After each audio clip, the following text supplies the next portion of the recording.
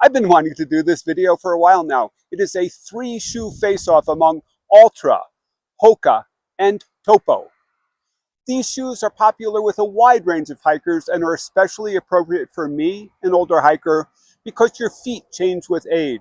By age 50, 50% of the fat on the heel of your foot has disappeared and the muscles weaken, leaving the foot wider and longer. Yes, it's an untold secret, older feet grow. These 3 shoes are similar with their maximal cushioning and wider forefoot. Also, the mid-height gives additional support to your ankles on uneven surfaces where missteps are common. Given that, here are the contenders, and after reviewing their features, I'll give you my surprise ranking of these shoes. Now, I've got to say, I could not resist this backdrop, the Grand Canyon in Arizona. It's a bit windy today, but I think it's worth it to have this scenery for this video. So here are the contenders. Altra comes first. This is the Olympus 6 Mid Gore-Tex. They're also available in a low Gore-Tex and a low ventilated, but not in a mid ventilated. I've been wearing the low ventilated shoes around town for walking, and I hike in this model shoe. I prefer a Gore-Tex shoe for water crossings and warmth in winter, and I'm willing to put up with the heat in the summer to obtain those benefits. Highlighting the features of the Altra, they have a wide forefoot, pulls on the tongue and heel of the shoe, 2 speed laces, and a nice liner. The Gore-Tex liner defines the level to which you can immerse the shoe and stay dry. This also has an adequately padded tongue, something you can't say for the Altra ventilated lows. All of the shoes reviewed here have Vibram soles. A very nice feature of the 6s is that Altra has included a gator trap, something the Altra Olympus 5 Mids did not have. Some people think a gator is unnecessary in a mid shoe, but on the trails I hike, I wear one all the time. These shoes list for $220, and Altra provides free shipping and a free 30-day trial and free returns. They have a 1-year warranty that Altra is good about honoring. Next up is the Topo Trailventure 2 Mid Waterproof. These shoes follow the same pattern as the Altras, a wide toe box, maximal cushioning, although these shoes use an event waterproofing instead of Gore-Tex. They also have a specialized gator trap, although the gaiters cost $30 and are so awkward as to be useless. I've actually adapted an Altra gaiter to wear with these shoes. And these are the only shoes in this comparison that has a rock plate. These Topos have a novel feature that I love, and that is this lace lock. You lace in, cinch down the lace, and it holds that tension so you can have a different level of tension on the upper and the lower of the shoe. I sure wish the other shoes had this feature, but it is exclusive in this comparison to the Topos. These Topos have a nylon upper, unlike the Altras and Hokas that both use leather. The Mids are available only as a waterproof shoe. They have discontinued the ventilated Mids. There are very similar low-cut shoes available, but they have name variations. The Topos sell for $180, and they provide shipping for $5, a free 30-day trial, and free returns. Topo gives first-time buyers a 10% discount. The next contender is the Hoka Kaha 3. It's hard to believe this is the granddaddy in this comparison. Hoka introduced the concept of the maximal cushion shoe in response to the 5-toe shoe craze. These shoes were radical when new, but they seem pretty tame now. Notable is that these shoes do not have a wide toe box. Additionally, they are the only shoes in this comparison that lack a gaiter trap. They have leather uppers, 3 speed eyelets, and despite apparently a high shoe cushion or stack height, to me, these are the most firm shoes in the comparison. The Hokas sell for a pricey $240. Hoka provides free shipping, free returns, and a free 30-day trial, and they give you 60 days if you provide an email address, which I did. So these are the contenders, and here are the results. First, let me clarify that I've paid for every shoe I own and no one influences my ratings. Also, I'm a cheap guy and I wear out the shoes I buy. which I've done for every shoe in this comparison, except for the Hokas. Now, here's the results. The Topos are definitely the most comfortable shoe in this comparison.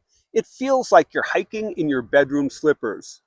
Initially, I praised these shoes to the heavens. Unfortunately, they also wear out about as fast as bedroom slippers on the trail. After about 60 miles, the uppers started wearing through. I thought, oh well, and I patched them up with some silicone caulk. At about 200 miles, the foam cushioning began compacting, and despite the rock plate, I could feel the rocks coming through on the trail. I began to consider retiring them. And then the kicker. The uppers on both shoes separated from the soles at the same time out on the trail without warning. Luckily, I was 3 miles from the trailhead and made it back before complete failure of the shoe. I've re-glued these shoes for utility wear. I told you I'm cheap. I've repeatedly considered trying another pair of Topos, but that's just something I can't accept.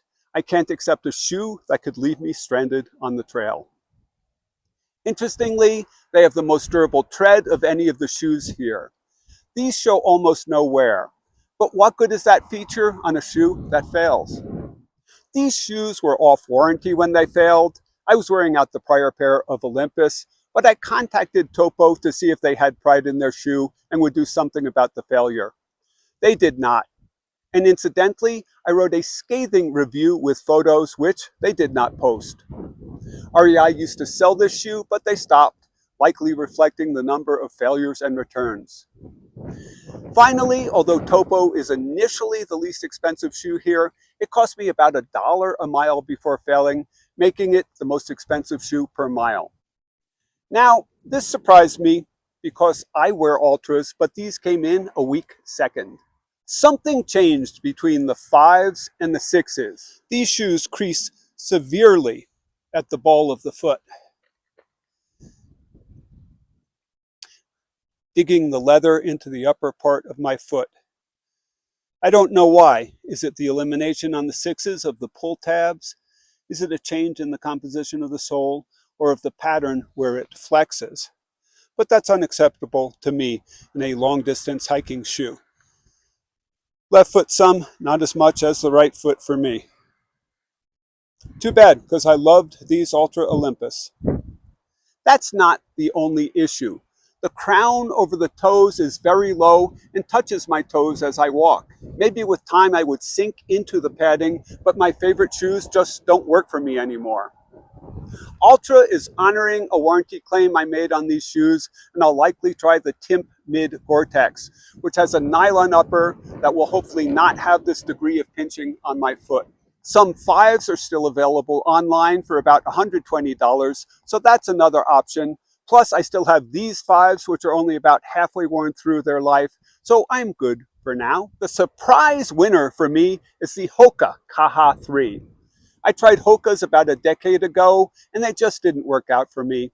One of the problems was the laces slipped over the tongue of the shoe, which I found to be crazy. This has been remodeled. The Kahas have the most generously padded tongue of any of the shoes here, and you get added protection from this leather overlayer. It gives nice protection from the laces biting into your ankles. The Kaha also has a very well padded heel, great for hikers and runners who do a heavy heel strike.